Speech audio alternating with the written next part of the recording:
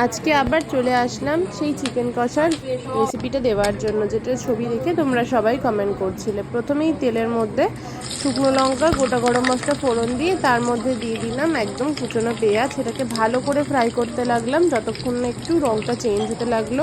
তারপরেই সেই তেলের মধ্যে দিয়ে দেবো আদা রসুনের পেস্ট। আদা রসুনের পেস্টটা দেওয়ার পর সামান্য একটুখানি চিনি তোমরা দিয়ে দেবে, আগেও দিতে পারো, এতে কিন্তু টেস্ট আর কালার দুটোই ভীষণ সুন্দর হয়। ভালো করে কষাতে কষাতে ড্রাই মশলা যা যা দিতে লাগে, নুন, হলুদ, লঙ্কার গুঁড়ো, গরম মশলা, যদি তোমরা কেউ জিরে ধনে গুঁড়ো দিতে চাও সেটাও দিতে পারো। আমি জিরে ধনে গুঁড়োর ব্যবহার এখানে করিনি, সামান্য একটুখানি গোলমরিচের গুঁড়ো দিয়েছিলাম, ব্যাস। আর কি, সব কিছু মিশিয়ে ভালো করে নাড়তে থাকবে, দেখবে একদম সুন্দর একটা কালার চলে এসেছে।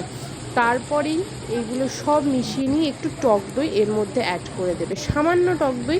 এখানে আমি 3 চামচ মতো টক দই নিয়েছি, ভালো করে ফেটিয়ে নিলে আরও ভালো। তারপরে অ্যাড করে দিতে হবে চিকেনগুলো অ্যাড করার পরে প্রথমে হাই ফ্লেমে ভালো করে 5-6 মিনিট কষিয়ে নেবে, তারপরে ফ্লেমটা মিডিয়ামে করে একটু ঢেকে রেখে দেবে 10 মিনিট মতন। তাতে করে দেখবে চিকেনটা অনেকটা সেদ্ধ হয়ে আসবে। তারপরে আবার ফ্লেম হাই করে মিনিট 15-20 মতো কষিয়ে নিতে হবে। আলু দিতে চাইলে এই স্টেজেই কিন্তু আলুগুলো দিয়ে দিতে হবে। আলুগুলো আগে থেকে খুব সুন্দর করে ভেজে রাখা ছিল। আর নামানোর সময় ওপর থেকে একদম ফ্রেশ গরম মশলা ছড়িয়ে নামিয়ে নেবে, ব্যাস। দেখে নাও, চিকেন কষা কিন্তু অলমোস্ট এখানে রেডি। দেখতেই পাচ্ছ কালারটাও ভীষণ সুন্দর হয়েছিল। এখনও অনেকটা কষিয়ে কষিয়ে এবার নামাতে হবে চিকেনটাকে।